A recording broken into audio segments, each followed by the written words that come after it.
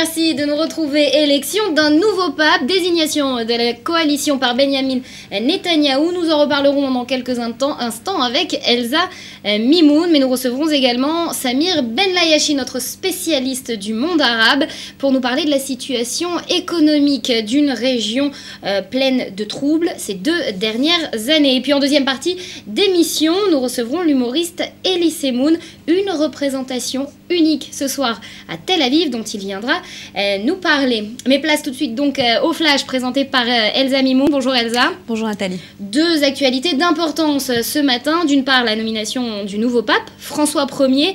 Son nom n'a sûrement pas été choisi par hasard, on en reparlera. Et d'autre part, la formation d'une coalition, enfin, en Israël. Effectivement, fin du mystère. Le mystère est levé au Vatican. C'est donc l'Argentin George Bergoglio qui a été élu nouveau pape.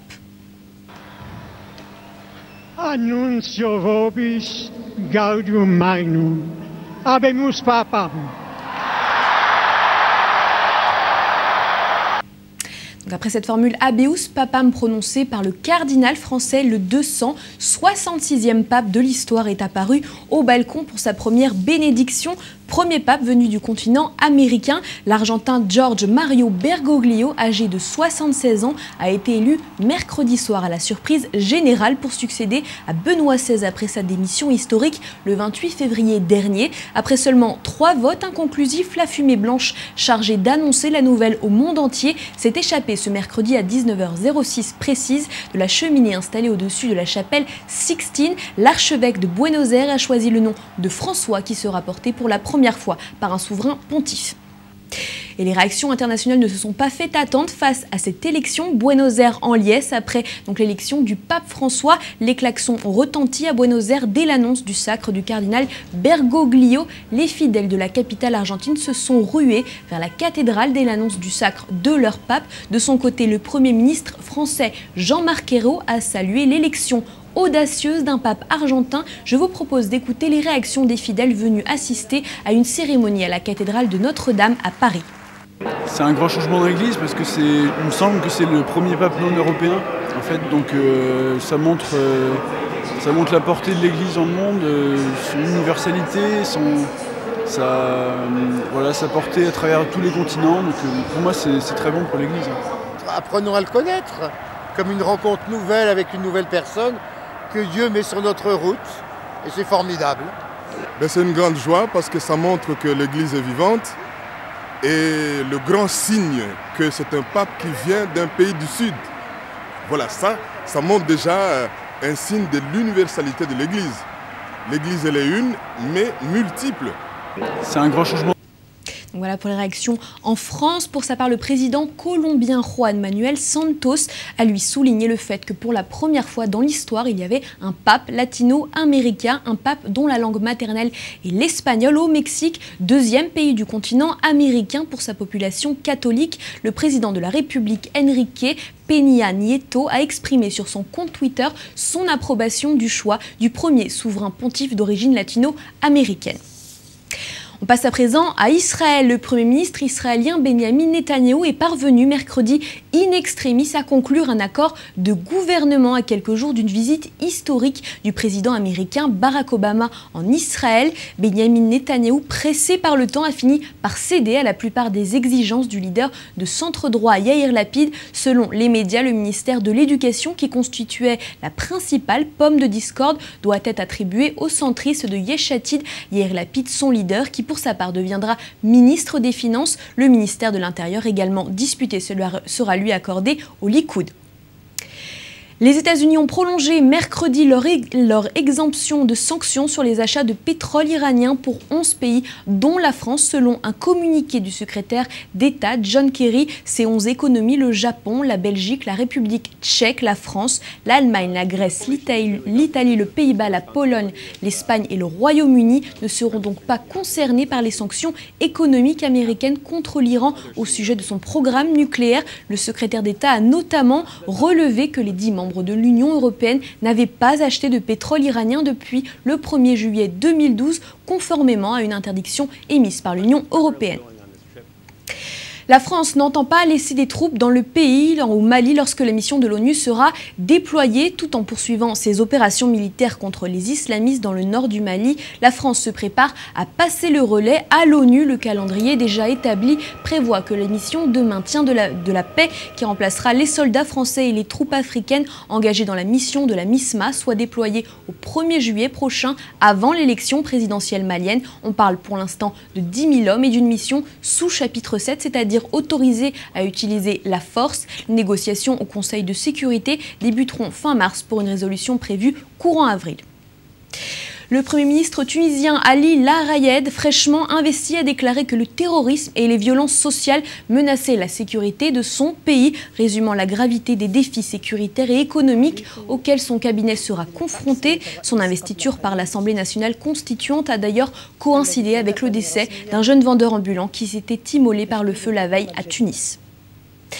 Le Parlement chinois a formellement élu Xi Jinping à la présidence de la République populaire de Chine. Xi Jinping aura pour Premier ministre Li Keqiang, dont la désignation par l'Assemblée nationale populaire est prévue ce vendredi. Élu à la tête du PCC lors de son 18e congrès en novembre dernier, Xi Jinping était automatiquement promis à prendre la présidence de la République. Xi Jinping représentera désormais la Chine au niveau international. Il tient désormais toutes les rênes du pouvoir en Chine pour les 10 prochaines années. Et on termine avec du tennis. Le numéro 1 français Jo-Wilfried Tsonga pourrait retrouver vendredi le numéro 1 mondial Novak Djokovic en quart de finale du Master 1000 d'Indian Wells dans le désert californien. Tsonga s'est qualifié mercredi donc face au Canadien Milos Raonic 4-6, 7-5, 6-4. Merci Elsa pour ce point sur l'actualité.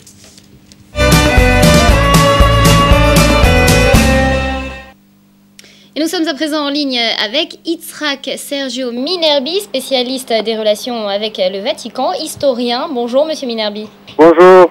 Un pape a été élu au 2e jour du conclave, mais la vraie surprise, c'est son origine sud-américain. Quel est le message du Vatican dans cette nomination? Bon, d'abord, c'est le premier pape sud-américain.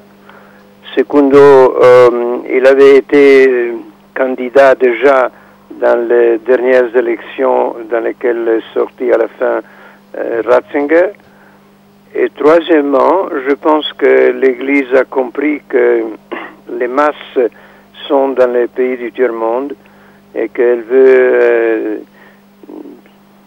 signaler ça à ses fidèles. Donc on a bien vu des réactions de liesse en Argentine. Le nom du pape lui-même est chargé de symboles. François, le premier du nom, un nom jamais usité au Vatican, celui d'un roi français. On ne peut pas s'empêcher la comparaison. Promoteur de nombreuses réformes, la Renaissance et la Réforme. Le message envoyé par le Vatican également dans ce nom choisi. Je regrette beaucoup pour la francophonie, mais je pense que ça n'a rien à faire avec le roi. Je pense que en prenant ce nom, le nouveau pape a voulu exprimer ses racines en San Francis d'Assisi, en italien, qu'au XIIIe siècle prêchait la modestie, l'amour pour les pauvres, l'amour pour les animaux. Yitzhak Sergio Minerbi, l'Église, depuis une trentaine d'années, est en perte de vitesse. Est-ce qu'il est encore temps pour des réformes? Sans doute oui.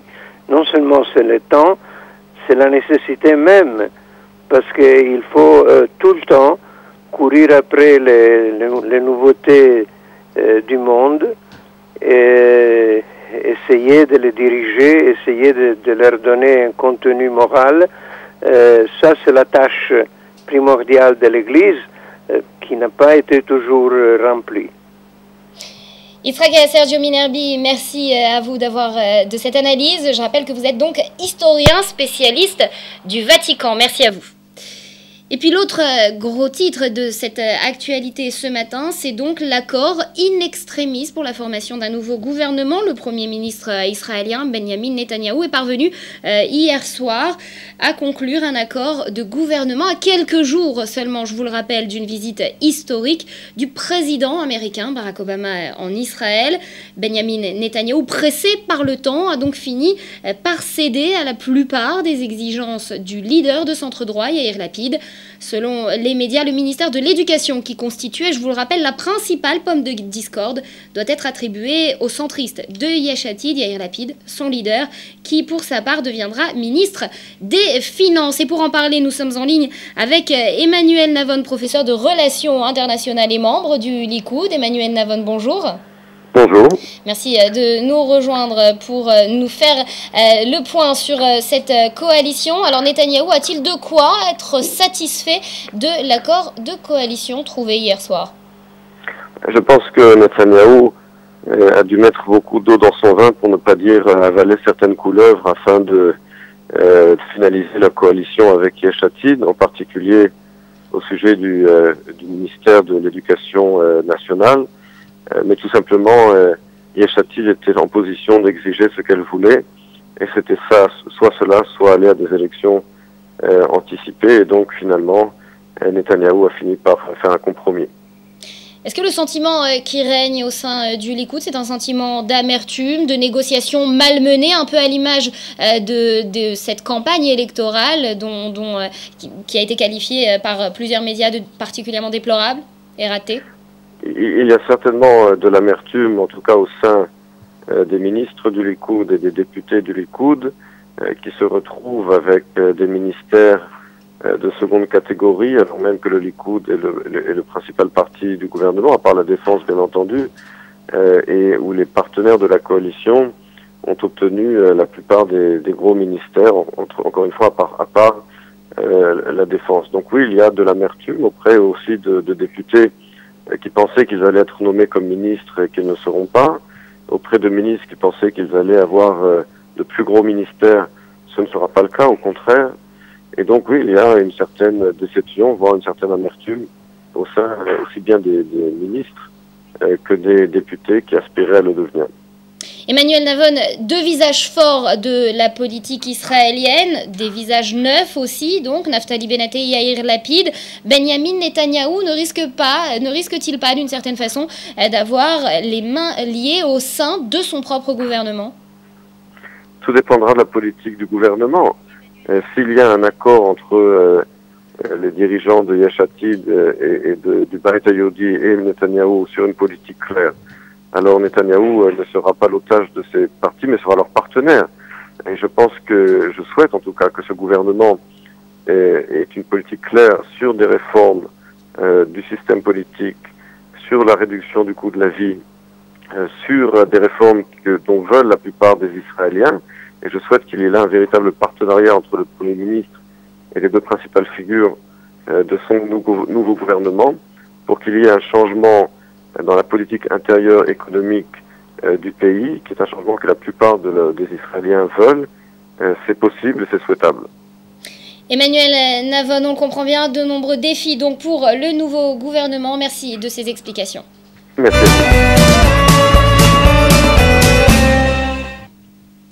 Le nerf de la guerre, c'est l'argent, à en croire le dicton. C'est ce dont nous allons parler avec Samir Benlayachi. Bonjour Samir. Bonjour. Merci de nous avoir rejoints sur ce plateau ce matin.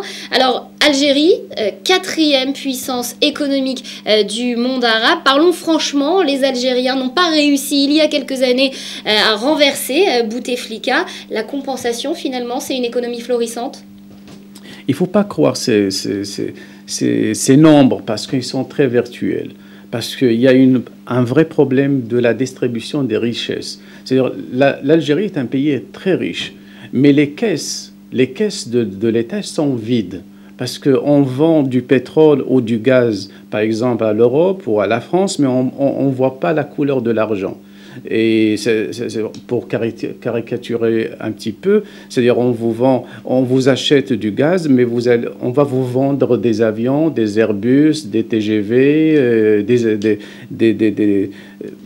c'est ça comment ça marche. Si je comprends bien, Samir, vous incriminez à mesure égale, d'une part, la responsabilité des Occidentaux et d'autre part, la corruption du gouvernement de Bouteflika qui ne redistribue pas les richesses comme il se doit. Bien sûr, parce que quand on se balade, par exemple, dans les rues d'Alger, on voit ces jeunes, ce qu'on appelle en Algérie un terme un peu ironique, les hétistes, qui vient du mur, le het en arabe. C'est-à-dire ces jeunes qui sont adossés contre les murs toute la journée, soit en buvant un café, en le réchauffant, et puis en restant là, en pensant à l'Europe ou en pensant à l'avenir qui ne va pas se concrétiser. Ces jeunes-là, c'est-à-dire à la fin de leur journée, ils n'ont ni un travail, ils ont perdu le rêve.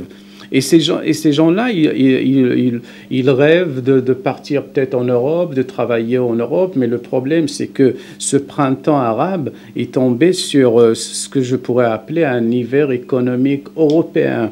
Donc, les Européens, ils ont leurs problèmes à eux, donc ils ne peuvent pas aider ce monde qui change, et surtout l'économie de ce monde arabe. Parce que finalement, la reconstruction économique prend elle aussi du temps, et la répartition des richesses doit être faite de façon beaucoup plus équitable. Oui, c'est-à-dire un pays comme l'Algérie ou même comme la Libye, c'est-à-dire qu'ils sont riches, mais les gens, pour se soigner, ils vont par exemple au Maroc.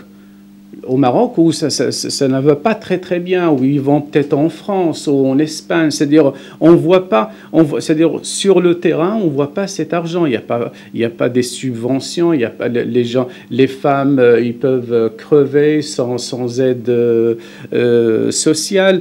Et donc, ce qu'il faut faire, c'est-à-dire avec ce changement que connaît le monde arabe, c'est-à-dire une reconstruction de l'infrastructure économique. Il ne faut pas seulement compter sur l'Europe, parce que l'Europe ne va pas bien, mais il faut peut-être se tourner vers les pays du Golfe qui investissent en Europe. Alors justement, les pays du Golfe, on va en reparler d'ici quelques instants. Juste pour conclure, un mot sur l'Algérie. Est-ce que vous sentez que le président Bouteflika a cette volonté de faire cette démarche de redistribution plus équitable des richesses ? Maintenant, ils ont compris la leçon. Ils ont compris la leçon, parce qu'à l'époque, on pensait si on affamait son peuple, il ne fait pas la révolution.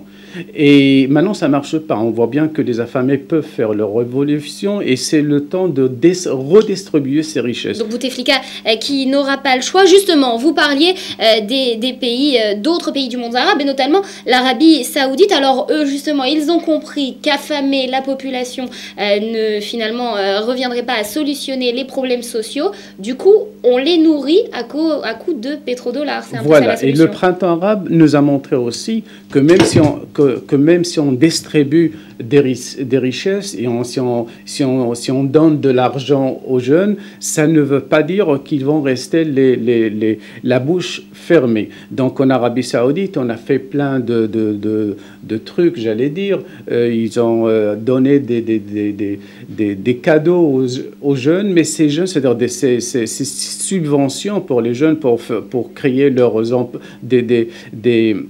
des PME, comme on dit en France, mais ça ne marche pas, parce que ces jeunes-là, ils touchent une somme dérisoire à la fin du mois. C'est vrai, ils ne peuvent pas devenir riches, mais c'est vrai, ils ne crèvent pas de faim comme dans les autres pays du monde arabe. Mais en fin de compte, ils veulent aussi c'est-à-dire avoir leur chance dans les mains. C'est-à-dire le modèle de la rente a tué la compétitivité chez les jeunes. Alors, ils sont des chômeurs à col blanc, si vous voulez. C'est-à-dire, ils touchent de l'argent pour rester sur place, quoi. Donc, ils vont faire, s'ils font demain leur révolution, ce serait pour avoir leur mot à dire, mais pour avoir leur argent dans leurs mains. Donc, ce que vous êtes en train de nous expliquer finalement, c'est que l'économie est maintenue de façon plutôt artificielle par les ressources que le pays engrange.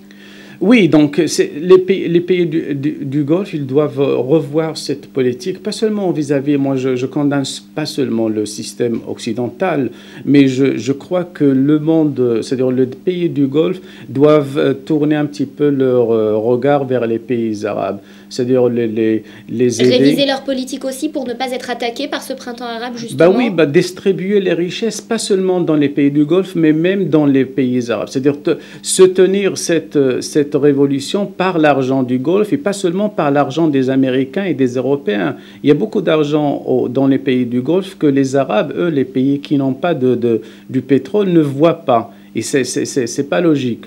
Donc il faut... Donc une responsabilité de ces pays à l'égard des pays qui n'ont pas ces pétrodollars et ces ressources minières. Oui, au lieu d'investir en Europe ou d'acheter des immeubles, des châteaux en France, il faut aider les gens en Yémen, en Syrie, au Maroc ou ailleurs. C'est-à-dire il faut qu'ils arrêtent de dépenser leur argent dans les marchés européens. Donc plus de collaboration entre les pays, et c'est d'ailleurs ce que vous nous expliquez, c'est que finalement il y a si on devait découper le monde arabe en deux parties, c'est ceux qui ont des ressources naturelles et ceux qui d'un autre côté n'en ont pas. Et donc, il faut c'est-à-dire chercher le juste milieu. C'est-à-dire, les pays du Golfe ont le regard braqué sur l'Europe parce qu'ils veulent investir, parce qu'ils veulent ce que Bourdieu a appelé le capital, pas économique, mais le capital culturel. Ils investissent dans l'art, c'est bien. Mais il faut ne pas oublier qu'il y a dans le monde arabe, on crève de faim et on veut faire quelque chose et on n'a pas les moyens. Et les Arabes aussi, ils ont aussi le regard braqué sur les aides européennes. C'est-à-dire il faut changer un petit peu de direction. On pense comme dans le temps de colonisation. C'est-à-dire on a le regard braqué sur notre ex-colonisateur pour qu'il nous aide. C'est vrai que ces aides économiques, ça fait partie du jeu international, des relations internationales, mais il faut changer le paradigme. Maintenant, avec le printemps arabe, ils ont compris cela. Changer de vision. Pour conclure, une dernière question, Samir. Est-ce que finalement, vous êtes en train de dire que ce que le conflit israélo-palestinien n'a pas réussi à faire, dans le sens de l'union de tous les pays arabes face à une même cause, est-ce que c'est les révoltes sociales du printemps arabe qui vont peut-être réussir à le faire ? Les révolutions, ils peuvent bien sûr. La révolution a toujours un prix parce qu'il y a une régression et après, on fait un pas en avant. Bien sûr que l'argent, c'est très important, mais ce n'est pas tout. Il faut de l'argent et il faut beaucoup d'idées. Et donc, pour avoir des idées, il faut aller jusqu'au bout. Et donc, le printemps arabe, j'espère que ça va pousser les gens à penser à une autre façon de gérer son argent. Soit dans le monde arabe, au sein du monde arabe, redistribuer et ne pas prendre tout pour soi. Ils ont compris ça au Maroc et en Égypte. Et ne pas compter que sur l'Occident et les États-Unis. Il faut savoir demander son argent. Parce que ces gens-là, ils vendent, comme j'ai déjà dit, ils vendent du pétrole et ils touchent des nombres ou des chiffres virtuels. Il faut qu'ils touchent de l'argent concret pour gérer la situation sur le champ. Donc un élan de solidarité qu'on attend au sein du monde arabe. Merci Samir Benlayachi pour vos explications. Merci.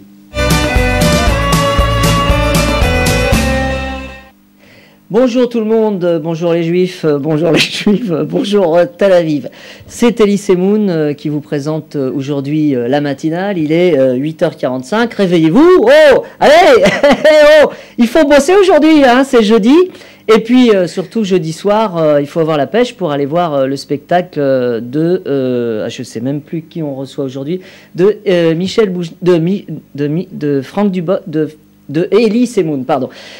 Aujourd'hui, nous avons une invitée exceptionnelle. Aujourd'hui, nous avons Nathalie. Nathalie, bonjour. Bonjour Elie Semoun. Comment allez-vous? Bien, je vous remercie. Que nouveau cette présence ici à Tel Aviv? Qu'est-ce que vous foutez ici? Une présence ici, je suis là tous les matins pour présenter cette matinale à nos téléspectateurs. Par contre, vous êtes notre invité ce matin. Alors, attendez. Ah, d'accord, pardon. Alors, on échange les rôles, vous êtes d'accord? Les rôles. Ok, d'accord, vas-y. Alors, on recommence tout de zéro. Alors, allez, alors, vous l'avez compris, c'est Elie Semoun ce matin, en deuxième partie de notre matinale, qui vient nous rendre visite pour présenter son spectacle. Une seule date, c'est donc ce soir à Tel Aviv, vous l'avez précisé. Vous avez le track? Un petit peu le track, parce que c'est la première fois que je joue à Tel Aviv. On m'a prévenu qu'il y avait certaines personnes qui allaient peut-être être des petites susceptibilités, qu'il fallait peut-être pas parler de certains sujets. Donc je vais parler de tout, évidemment. Vous avez retravaillé votre spectacle? J'ai pas parce que moi je fais pas vraiment du stand-up. Mais le début de mon spectacle c'est du stand-up. Je m'adresse au public, donc je vais un peu adapter. Je vais m'adapter. Je suis pas. Enfin, je veux dire, je joue pas à Tel Aviv comme je jouerai à Montpellier ou à Limoges ou à Gaza ou à Putain, je sais pas ce qui... Chaque fois, je dis des conneries. Ou enfin, voilà, c'est donc, pas... place à l'intro ce soir, comme vous l'avez fait ce matin. Ouais. On va continuer à parler de vous, parler de votre longue carrière. Vos spectacles, chacun de vos spectacles vous caractérise, vous révèle d'une certaine façon. C'est quoi votre meilleur souvenir? Oh là là, mon meilleur souvenir... pour être honnête, c'était un soir, je jouais à... j'ai joué à Nantes, en fait, devant... Il y avait 4000 personnes. C'était très, très fort. Quand on fait... de temps en temps, j'avais l'impression d'être une star du rock. C'est-à-dire que d'être un musicien, ça piétinait dans tous les sens, ça hurlait, ça gueulait, etc. Et souvent, ça fait très peur quand le spectacle commence très haut, parce qu'on se dit, il faut être à la hauteur tout le temps. Et là, c'était un souvenir assez exceptionnel. Voilà. Alors, un autre de vos spectacles, s'en fout complètement, elle est passée complètement à autre chose, alors que pour moi, c'était... Mais justement, un moment d'émotion, je vois que moi, je trouve qu'il y a de l'antisémitisme dans votre attitude, et je trouve ça dégueulasse. Vous me volez mes questions, Elie Semoun, ça va pas du tout. On va reparler de l'antisémitisme. Mais pour l'heure, l'un de vos spectacles, Elie Semoun se prend pour qui? Vous êtes une star, vous l'avez dit, ça implique quoi? Ça implique quoi dans ma vie de tous les jours, au quotidien? En tant qu'artiste? Non, mais c'est de l'amour à chaque fois. Enfin, je veux dire, souvent, on me reconnaît, et les gens, en général, ils aiment bien les gens qui les font rire. Ils ont de l'affection pour ceux qui les font rire, pour les bouffons. Et donc, non, ça se passe très bien. Je changerai ma vie pour rien au monde. Autre spectacle, autre one-man show, Elie et Semoun. Vous choisissez lequel, Elie ou Semoun? Alors, Elie et Semoun, non, ça, je l'avais fait parce qu'en fait, je venais de me séparer de Dieudonné. Vous voyez qui c'est, Dieudonné, non? C'est un petit Chinois, en fait. Non, vous voyez pas? Et donc, pardon, on venait de se séparer. Et comme j'avais un peu les boules qu'on se sépare, avant nos spectacles s'appelaient Elie et Dieudonné, donc j'avais appelé ça, c'était un petit clin d'œil, Elie et Semoun. C'était un bon spectacle. Et finalement, une carrière en one-man show. Vous préférez le one-man show? Moi, j'étais bien à deux sur scène, parce qu'on vraiment on se marrait beaucoup, on improvisait beaucoup. Je crois qu'on était drôle. Donc ça m'a fait un peu bizarre. Il m'a fallu un peu de temps pour me mettre seul. Et puis finalement, tu viendras voir le spectacle. Hein, je me permets de tutoyer la présentatrice vedette. Hein, excusez-moi. Tu viendras voir le spectacle et tu verras que il y a plein de personnages. Donc je me sens pas tout à fait seul. Je suis entouré de personnages. Et vous étiez entouré aussi de personnages dans vos petites annonces. Oui. Aujourd'hui, si vous deviez publier une annonce, ce serait laquelle? Qu'est-ce qui vous manque aujourd'hui? Qu'est-ce qui me manque? Je sais pas. Qu'est-ce qui me manque? Non, rien. Comme pour tout le monde, on a toujours besoin d'amour, donc. De l'amour et beaucoup d'amour à recevoir et à donner. Voilà, de l'amour. Voilà, exactement. Une nuit d'applaudissements, donc on vous souhaite en tout cas pour ce soir. On va reparler de votre engagement politique. Oui. Il se discute pas, en tout cas en France. Vous avez soutenu Bertrand Delanoë, Ségolène Royal pour ne citer que. Aujourd'hui, François Hollande, vous en pensez quoi? Ce sera pas diffusé en France, hein. C'est pas sûr. C'est en toute intimité. Ah oui, c'est ça, menteuse. Non, mais je suis pas. Bon, c'est vrai que je suis de gauche, mais c'est vrai que je suis pas. Il y a une certaine morosité en France. Disons qu'on est passé d'un certain racisme entre guillemets anti-pauvre à un racisme anti-riche. Ça me plaît pas tellement. Je me retrouve pas vraiment dans cette espèce de morosité ambiante qu'on subit tous en France, quoi. J'aime beaucoup la France, j'adore mon pays. Mais je trouve que... Je me demande si on est représenté vraiment avec brio par François Hollande. Voilà, c'est les questions que je me pose. Vous parlez d'antisémitisme, vous en avez souffert en France? Personnellement, j'en ai pas souffert. Parce que je suis pas juif. Hein, je suis... c'est ça, en fait, j'ai pris un faux nom. Non, je plaisante. Sinon, je vais me faire tuer à la sortie du truc. Dites-nous tout, exprimez-vous. Vous êtes oui, c'est vrai. Raconter. Non, sincèrement... Personnellement, j'ai pas subi d'antisémitisme. Je sais qu'il existe, évidemment. Je sais que en France, c'est un cauchemar pour certains, mais que dire de ça? Quelle bêtise, Donc vous n'avez pas vécu personnellement? Non, je l'ai pas vécu. Mais j'ai vécu avec un antisémite.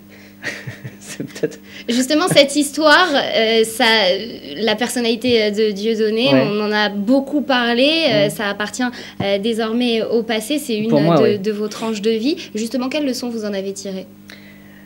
Moi, j'ai vécu avec lui pendant 10 ans et peut-être plus.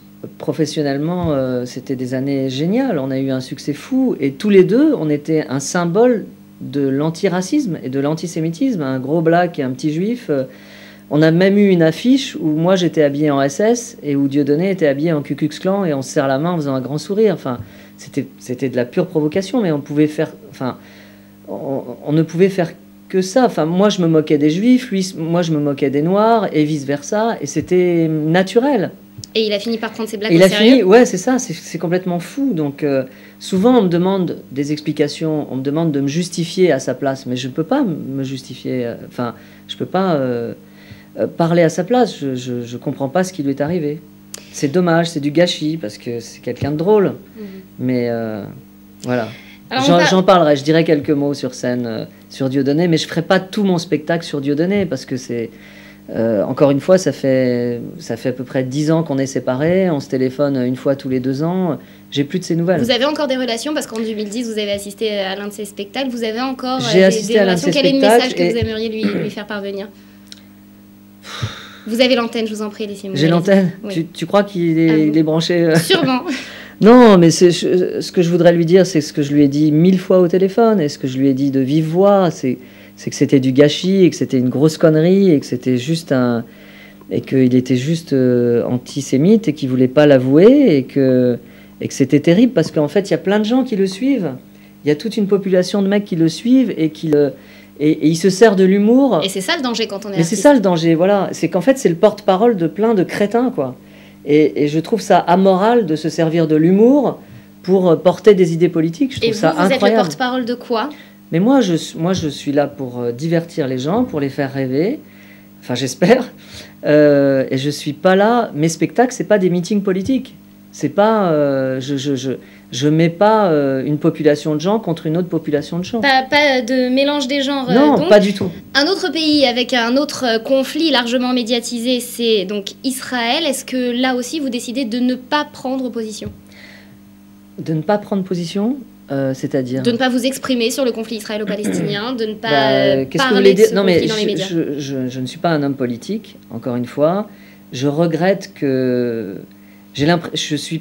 Enfin, si je peux me permettre, je ne suis pas sûr que la violence, d'un côté comme de l'autre, soit la bonne solution. Parce que si c'était la bonne solution, normalement, ce serait réglé depuis longtemps. Et est-ce qu'on pourrait soigner ce problème avec l'humour?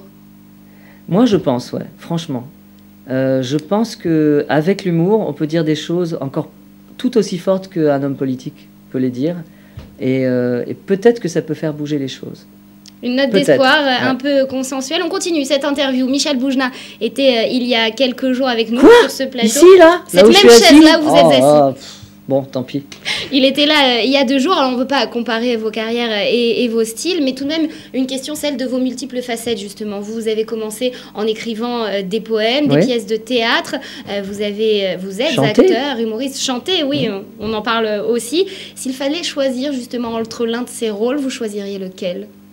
Qu'est-ce qu'il vous a dit, Boujna? On lui a pas posé cette question. Vous ne l'avez pas posé cette question.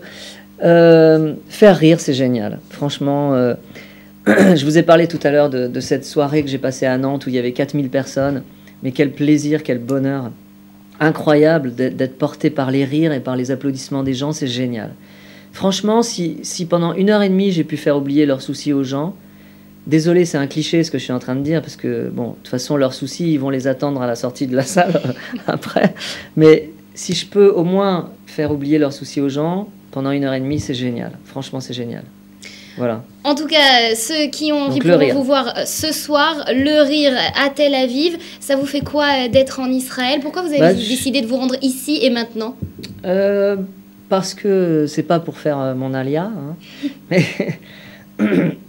il se trouve que j'ai trouvé du temps. D'ici peu, Elie Semoun en Israël non, désolé. Mais non, mais je sais pas. C'est symbolique pour nous les Juifs d'être ici. Moi, je suis très heureux d'être là. Et puis, non, je suis heureux, je me sens bien. Je vais peut-être même porter une kippa dans la rue pour voir ce que ça fait. Merci Elie Semoun d'avoir été avec nous ce matin. Merci. Il est donc en Israël, je vous en prie, clôture. Voilà, eh bien, je clôture cette émission. Donc, il est 9h. Eh bien, je vous embrasse à tous.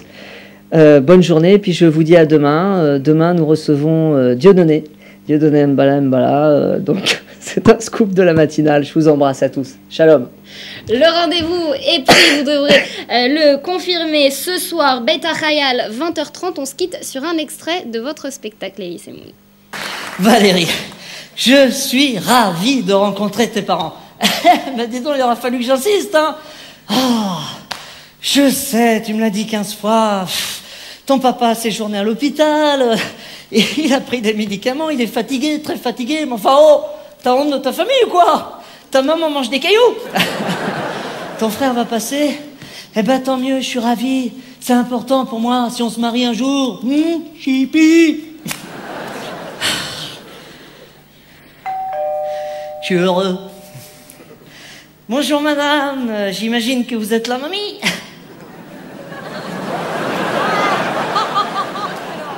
Ah, c'est ton papa? Effectivement, il est fatigué. Hein. Entrez, entrez, j'allume la lumière, j'allume partout. Hein. Entrez, entrez, alors, tout de suite, hein, pour pas que vous soyez choqués. Choqués. J'ai pris de la drogue pendant un certain moment de ma vie, mais j'ai arrêté. 1, 2, 3, 4, 5, 6, 7, 8. Le lundi au soleil. Donc, bienvenue dans la famille. Oh là. Attendez, oh, je suis pas encore dans la famille. Hein. Ah ben, Valérie m'avait caché ça. Bon, on prend l'apéro. Apéro, Didier, tais-toi. Où ça? Pute. 1, 2, 3, 4, 5, 6, 7, 8. Le lundi au soleil.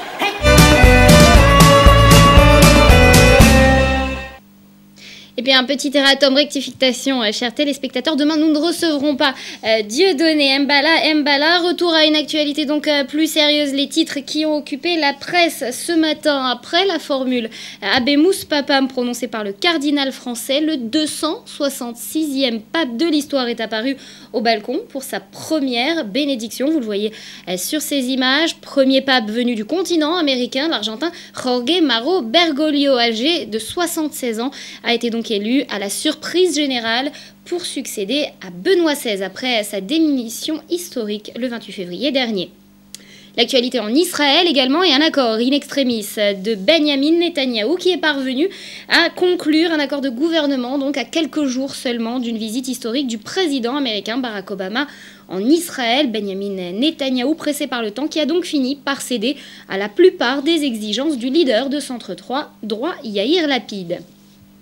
Et le Mali, tout en poursuivant ses opérations militaires contre les islamistes dans le nord du pays, la France se prépare à passer le relais à l'ONU. Le calendrier déjà établi prévoit que la mission de maintien de la paix, qui remplacera les soldats français et les troupes africaines engagées dans la mission de la MISMA, soit déplacée au 1er juillet prochain, avant l'élection présidentielle malienne.